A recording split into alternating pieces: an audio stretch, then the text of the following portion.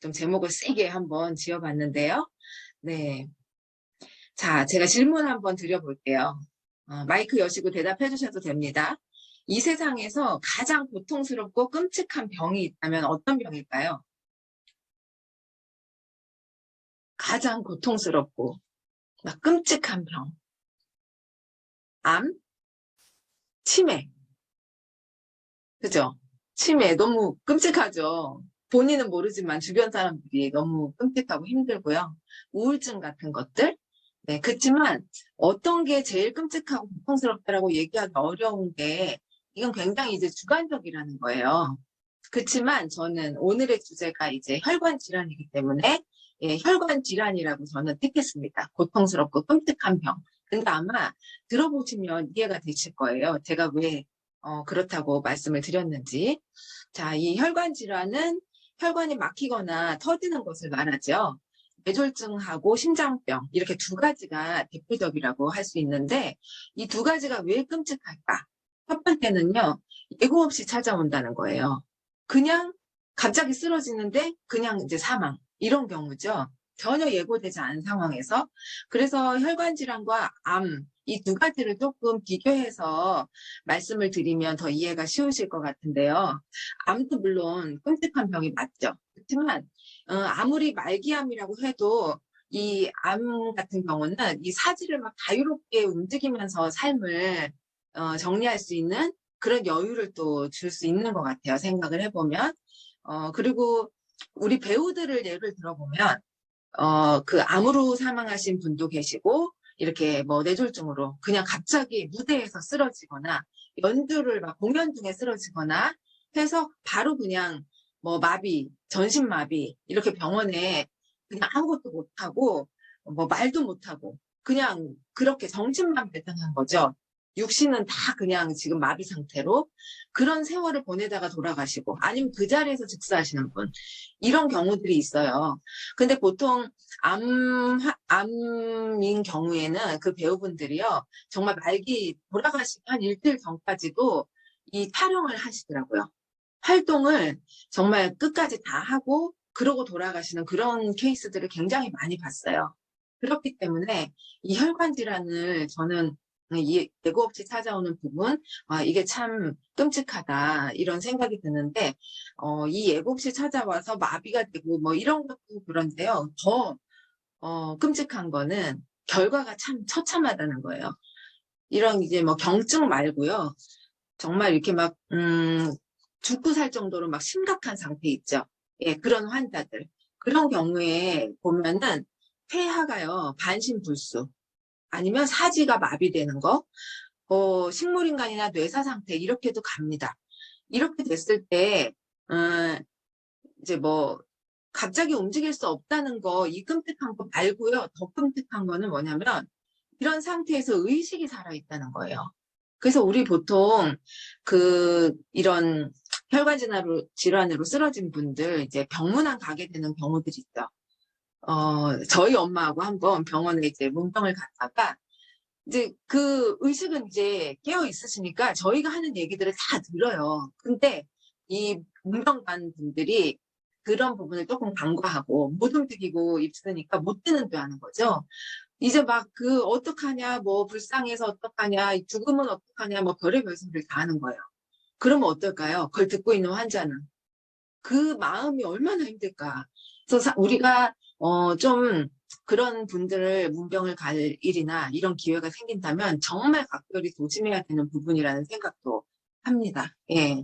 그래서 이런 경우에 환자만 힘든 게 아니라 그 주변의 가족들 굉장히 이제 힘든 상황이 되는데요. 뭐 어떤 부분이 힘들까요? 가족들이.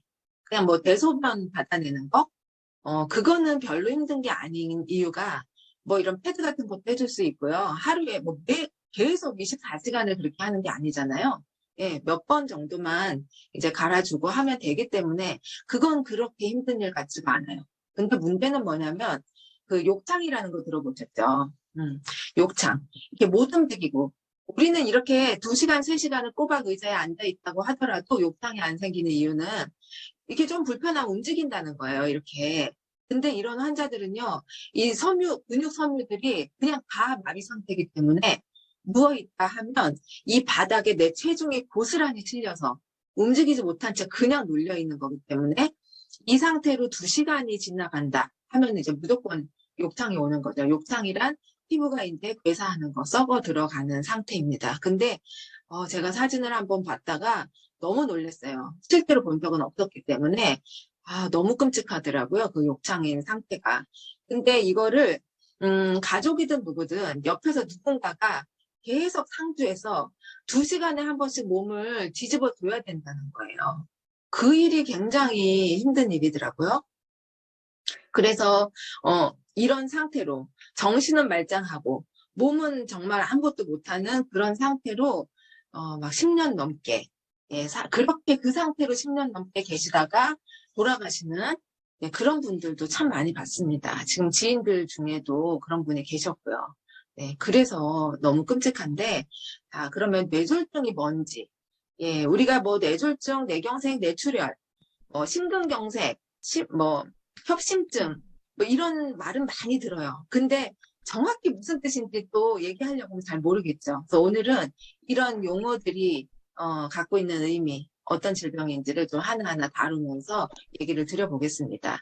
뇌졸중은요, 네, 이렇게 뇌경색 들어보셨을 거예요. 동맥경화 때문에 이 뇌혈관이 막혀서 뇌조직이 이제 괴사하는 경우, 이런 경우를 이제 뇌경색이라고 합니다. 뇌경색은 막혔다, 혈관이 막혔다, 이렇게 생각을 하시면 돼요. 그리고요, 자, 뇌출혈. 뇌출혈은 말 그대로 출혈이 있는 거죠. 뇌혈관이 터져서 이 혈액이 뇌조직 내부로 이렇게 유출되면서 발생이 됩니다. 급사의 위험이 가장 높은 경우가 뇌출혈이에요. 바로 이제 병원에 가야 되는 상황이죠.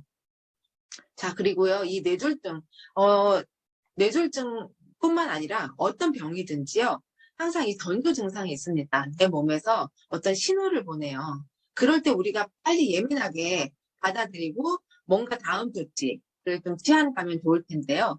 그냥 넘어가는 경우가 상당히 많습니다. 그래서 뇌졸중 같은 경우에도요, 전조 증상을 내가 느꼈는데도 불구하고 괜찮겠지, 또 괜찮아지니까 괜찮겠지 하고 넘어갔다가 정말 큰 변을 당하는 그런 일들이 지금 굉장히 많고요. 그래서 뇌졸중의 전조 증상을 한번 보면요, 이 한쪽 팔, 양쪽이 아니라 한쪽이에요. 한쪽 팔에 또 손에 힘이 빠지는 등의 그 현마비 증상이 나타나게 되고요.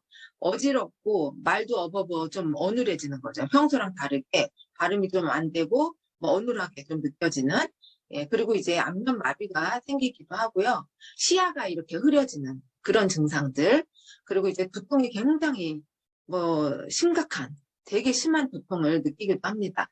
근데 이게 그랬다가 괜찮아지니까 뭐 별거 아니겠지, 괜찮은가 보다 하고 넘어가는 거거든요. 근데 이런 증상이 한 번이라도 시작이 됐다, 한 번, 두 번, 세 번 반복이 된다, 이럴 때는 정말 의심하고 빨리 그 다음에 조치를 취해야 된다는 거, 그거 되게 말씀드리고 싶고요. 자, 타임 이즈 브레인이라고 제가 적어놨어요. 브레인이라는 거는 매우 중요하다는 뜻이죠. 어떤 중요한 사람들을 조직의 브레인이다 이런 표현을 많이 하잖아요. 그것처럼 시간이 굉장히 중요하다. 시간이 매우 중요하다는 뜻이에요. 왜냐하면 이런 상태, 내가 쓰러졌거나 막혔거나 터졌어요. 그랬을 때 우리 그 골든타임이라는 얘기 들어보셨죠? 20분 내에 병원에 가지 않으면 바로 사망하는 그런 경우이기 때문에 이때는요, 시간이 굉장히 중요한 그런 질환 중에 하나라고 보시면 되겠습니다. 네, 뇌졸중을 일으키는 직접적인 그 질환을 좀 알아보면요. 네, 고혈압이 제일 많죠. 아무래도 고혈압, 당뇨, 이상지질혈증, 콜레스테롤 이런 거 얘기하는 거죠. 흡연과 심방세동, 네, 이런 것들이 뇌졸중을 이제 일으키는 원인이 되는데, 자, 심방세동이 제일 간과하기 쉬운 부분 같아요. 그럼 심방세동이 뭔지 한번 보겠습니다. 자, 심방세동은 이렇게 심장이 규칙적으로 뛰지 않는 그 부정맥의 하나라고 보시면 돼요. 심장이 이제 제대로 수축을 해야 되는데 수축하지 못하다 보니까 혈액 흐름이 느려지겠죠, 아무래도. 그럼 이렇게 심장 속에 혈액이 이렇게 고여 있으면서 혈전을 만들게 됩니다. 그러면 이 혈전이 떨어져 나오면서 또 대동맥을 타고 뇌로 올라가게 되는 거죠. 이럴 경우에 뇌경색이 발생하게 되는 겁니다. 다음, 이제 흡연. 흡연 하시는 분들, 당장에 나한테 어떤 변화가 없으니까 별거 아니라고 생각하실 수 있어요. 그렇지만 이 흡연 또한 뇌졸중을 일으키는 아주 결정적인 요인이 된다는 거 말씀드리고 싶어요. 왜냐하면 고혈압이나 당뇨 등의 원인이 없는데요. 이런 위험 요인이 없는 분들이 그 뇌졸중에 걸리는 케이스들이 있어요. 근데 그런 분들 보면은 대부분이 흡연자인 경우가 많습니다. 그래서 이 담배 자체는요, 혈압도 올리고요, 또 뇌졸중의, 이런 심장질환 같은, 이런 다른 원인을 많이 일으키는 거죠. 원인 질환을 증가시킨다고 보시면 돼요. 네. 그리고, 자, 동맥경화 같은 경우, 혈관 벽에 이렇게 기름이 끼는 거죠. 이렇게 혈관 벽에 기름이 꼈어요. 근데 이 기름을 이렇게 캡슐이 싸고 있는데요. 담배를 피게 되면은 요 기름을 싸고 있는 그 캡슐이 터지면서, 터지면서 이제 출혈, 이제 그런 상태를 일으키는 거죠. 그래서 원인 질환도 증가시키면서 이미 내가, 이렇게 혈관에 질환이 있다, 혈관벽에 기름이 잔뜩 끼어 있다, 이런 경우에, 이런 문제, 더 심각한 문제로, 갈 수 있는 또 원인이 되는 게 흡연입니다. 자, 젊은 사람들이 혈관 질환으로 쓰러지게 되는 경우 요즘 종종 있어요. 20, 30대. 네, 굉장히 젊죠. 근데 보통 우리가 40, 50대, 50대 이상 좀 나이가 있는 경우, 그런 경우에만 생기는 병이라고 예전에는 알고 있었는데요. 요즘은 젊은 사람들이 혈관 질환으로 많이 쓰러지는 이유가요. 이 담배와 스트레스가 물려 있다는 거, 그렇게 아시면 되겠습니다. 이제 뇌출혈이에요. 뇌출혈. 아까 보셨죠? 뇌에 있는 혈관이 터져서 출혈이 일어나는 것. 100명의 환자, 이 뇌출혈로 100명의 환자 중에서요, 30명이 그 자리에서 즉사한답니다. 그리고 그 중에 나머지 또 30명은 병원에 와서 검사하다가 뇌출혈로 이제 사망을 하게 되고요. 그럼 나머지 40명은 어떻게 되냐?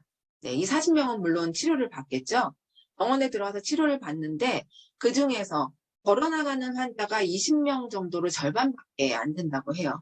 그러면 나머지 20명은 치료받는 중에 치료를 받고 나서도 현마비나 언어장애, 식물인간 이런 상태로 세월을 보내다가 돌아가시는 그런 경우인 거죠. 결국은 이 100명 중에 걸어나가는 환자는 단 20명밖에 안 된다. 어때요? 치료 확률이 높은가요? 그렇지 않다는 거죠. 그래서 무섭고 끔찍한 병이 될 수밖에 없습니다. 자, 그러면 이제 심근경색, 이제 뇌에 대한 부분이었고요. 앞부분은 이제 심장에 대한 부분에 대한 얘기를 드려볼게요. 자, 심근경색은 뭔가요? 이렇게 가슴 통증이에요. 가슴의 통증이 굉장히 이제 심각하게, 시작이 이제 가슴 통증으로 시작이 되는데요. 이제 이런 증상이 나타났는데 이걸 조금 내가 방치한다. 그러면 정말 사망할 수도 있는 그런 병이거든요. 이제 평소에요, 너무 건강해가지고 병원에 한 번도 가지 않는 그런 분들 있죠.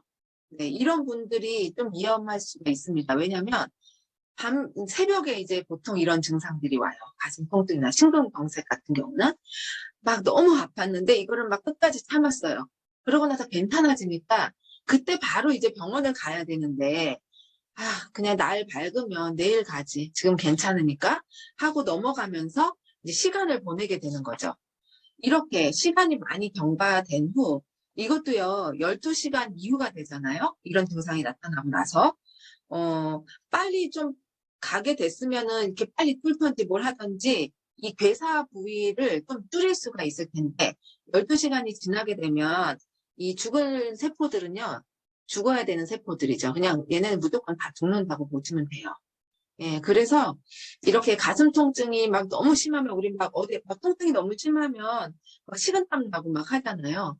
이런 식은땀이나 호흡곤란 이런 것들은 정말 막 가슴 통증이 너무 심해서 나타나는 예, 그러한 증상이기도 하거든요. 음.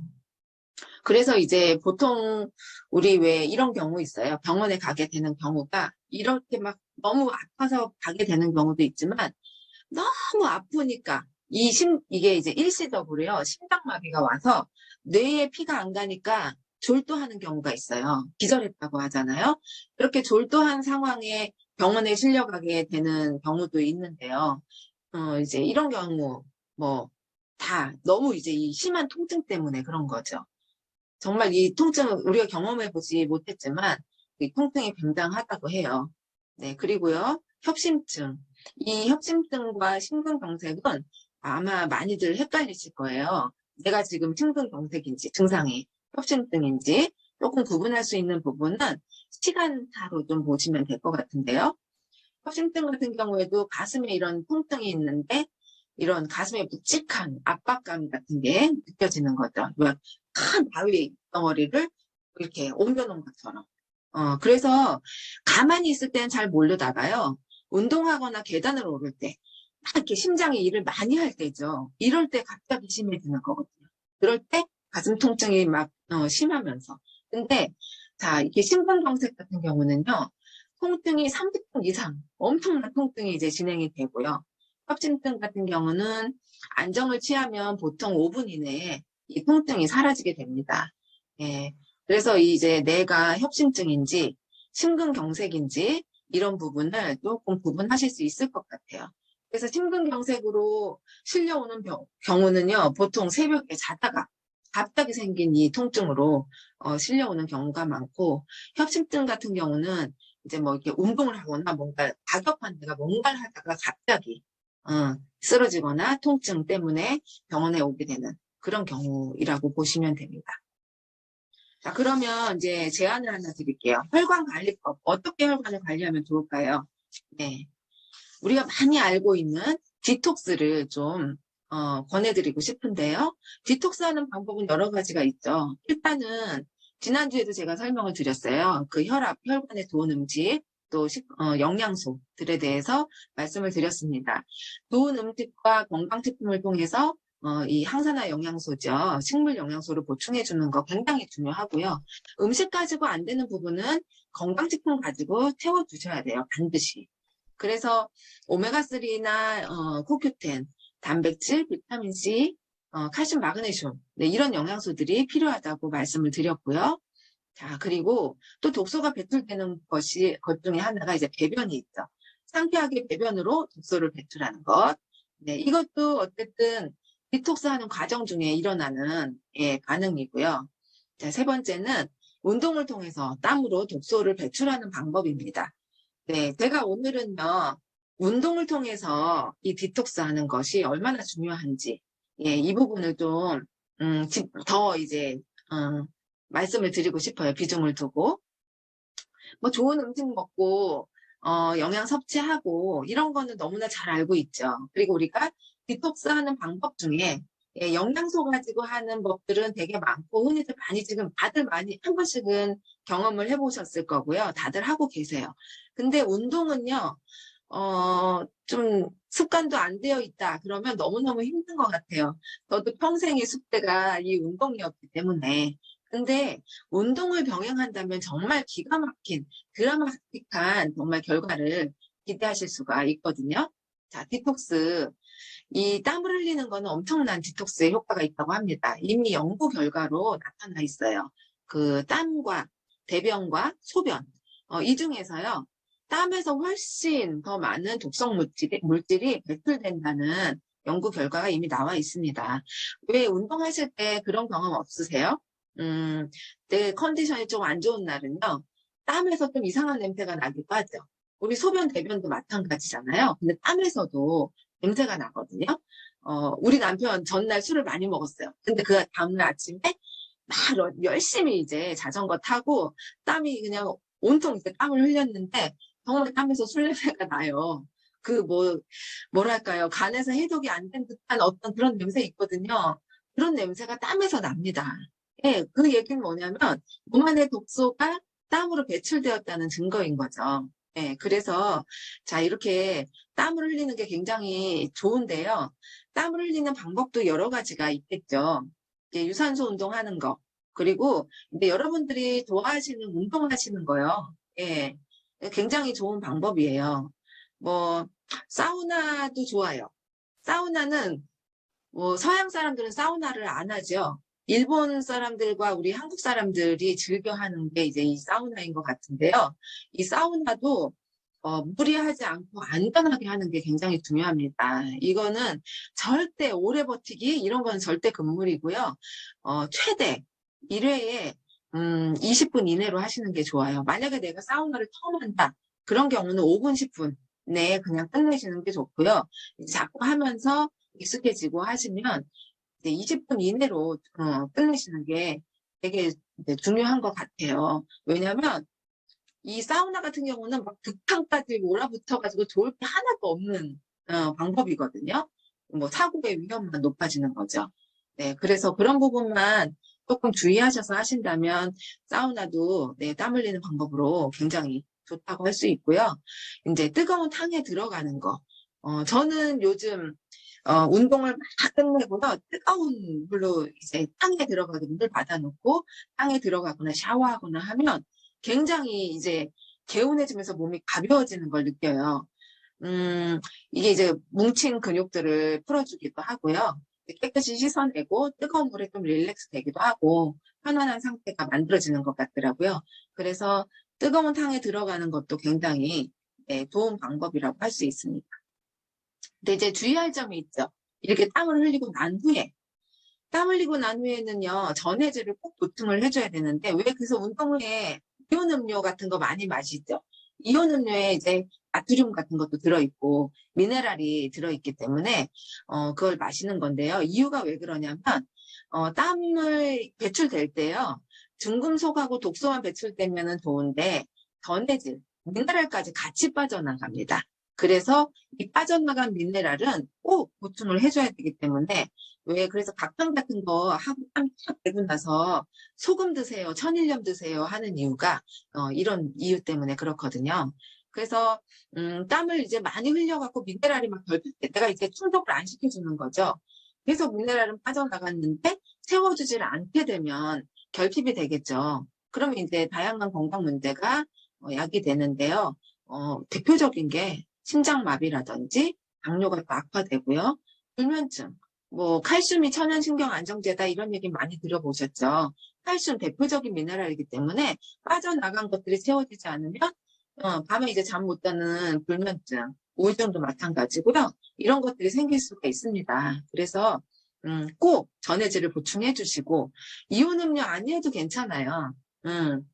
이제 뭐 레몬 차에다가 소금을 타서 따뜻하게 그렇게 드셔도 되고요. 절대 찬물, 탄 음료 이런 거 드시지 마시고 따뜻하게 해서 이렇게 전해질을 보충해 두시면 네, 굉장히 좋습니다. 네. 자, 운동. 제가 하나 보여드리고 마치려고 하는데요. 운동 나는 어려워 뭐 이렇게 얘기 많이 하시죠. 근데 제가 요즘 이 스피닝에 빠졌습니다. 스피닝. 이 나이에. 근데요. 자, 오늘 이렇게 무거운 내용을 다뤘는데 우리 기분 좋게 또 다시 기분을 부스팅하고 업지키고 마무리하려고 제가 이제 보여드리려고 하거든요. 스피닝을 해보니까요. 유산소 운동도 되고요.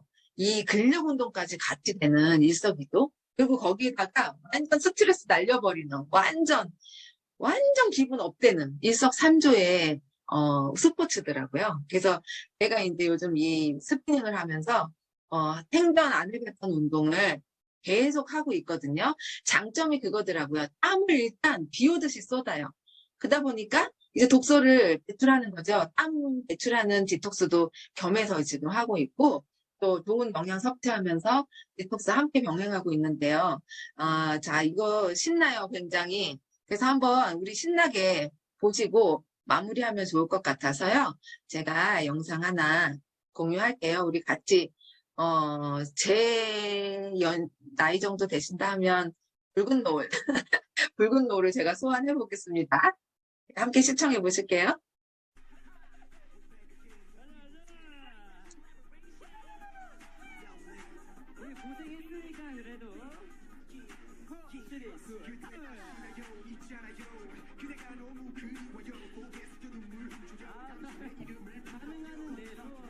사장님 소리가 좀 작아요.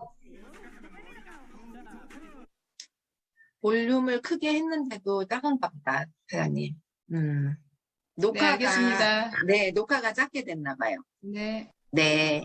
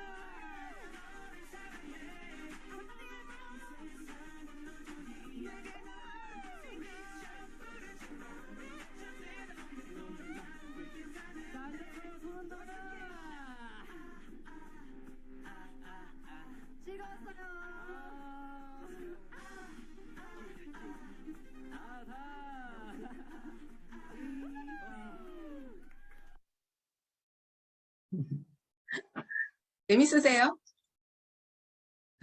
너무 신나요. 네, 너무 신나죠? 네. 네, 운동하고 싶다는 자극이 혹시 되시나요? 네. 네, 운동하고 싶어져요. 저는 막 보면. 근데 제가 요즘 이제 하다 보니까, 조금 기분이 다운되거나 몸이 컨디션이 안 좋고 무거울 때 있잖아요. 그럴 땐 바로 이 바이크로 올라가요. 왜냐면 경험해봐서 그런 것 같아요. 그리고 땀 흘리고 나서 그 뜨거운 물로 이제 씻어내고 그 편안한 상태. 그게 너무 좋더라고요. 그래서, 네, 이제 디톡스에 대한 부분, 우리가 이제 운동은 많이 강구하는 것 같아서 제가 오늘은 운동에 조금 집중적으로 이제 말씀을 드렸는데요. 오늘 들어보시니까 어떠세요? 무거운 내용을 좀 다뤘는데, 그래도 제가 짧게 정리를 좀 했어요. 뭐, 이거를 무겁게 다루려면 굉장히 무겁지만, 그래도 무거운 질병이고 굉장히 끔찍하고 고통스러운 질병은 맞아요. 그렇지만, 자, 마지막에 우리가 보셨죠? 얼마든지 내가 내 컨디션을요, 최상으로 끌어올리면서 사실 수 있거든요. 이런 병을 다 물리칠 수 있다는 뜻이에요. 그 얘기는. 그래서 이곳에 오셔서, 이런 강의를 들으시는 것이 단순히 지식을 습득하고, 네, 그것도 굉장히 중요합니다. 그렇지만 더 중요한 거는요, 해법이요. 제가 오늘 해법을 제시를 잘 했나요? 잘 했는지 모르겠는데요. 그 해법을 받아가시면 너무 좋을 것 같다는 생각이 들어요. 그거를 내 삶에 적용해 보시는 거죠. 그래서 병을 일단 알아야, 또 내 몸을 알아야 제가 그것들을 케어하면서 이겨나가실 수가 있습니다. 네. 그래서 매주 진행되고 있는, 네, 우리가 지금 정한 이 카테고리들, 아마도 거의 우리가 흔히들 궁금해하고 많이들 앓고 있는 그런 질병들은 거의 다 다뤄질 것 같거든요. 그래서 이제 빠지지 마시고, 우리 6주 동안 한번 계속 탐색해 보시고요. 또 반드시 대안까지, 얻어가실 수 있는 그런 시간이 되셨으면 좋겠습니다. 그리고, 네, 디톡스 열심히 해요. 운동 가지고, 병행해서. 네. 그리고 나이 생각하지 마시고요. 환경 생각하지 마시고요. 아, 체력이 이거밖에 안 되는데? 체력이 이거밖에 안 되기 때문에 해야 되고요. 내가 지금 나이가 이런데? 나이가 많기 때문에 해야 되고요. 모든 것이 다 해야 될 이유입니다. 네. 그래서 앞으로는 120세 시대를 우리가 살게 되는데, 정말, 그 욕창 때문에 힘들어 하면서, 막 정말 마비 상태로 요양병원에서 막 5년, 10년 이렇게 계시다가 정말 너무 불쌍하지 않아요? 내가 그렇게 된다면, 내 가족이 그렇게 된다면 정말 생각하기도 싫은 상황입니다. 이미 경험하고 계신 분들도 이 자리에 계세요. 그렇기 때문에 네, 그런 상황은 우리가 잘 배우고 내 삶을 컨트롤해 나갈 수 있는 사람만 된다면 충분히 극복해 나가실 수 있습니다. 네, 그래서 예, 오늘 여러분들이 네, 그런 좋은 것들을 얻어가는 긍정의 에너지, 밝은 에너지 얻어가실 수 있는 시간이 되셨을 거라고 저는 믿고요. 네, 다음 시간 또 기대해 주시고요. 더 재미있고 더 즐거운 시간, 네, 아주 유익한 시간으로 조영주 사장님 준비해 주실 거예요. 네, 오늘 너무나 수고하셨고요. 우리 다음 주에 또 뵙겠습니다. 감사합니다. 감사합니다.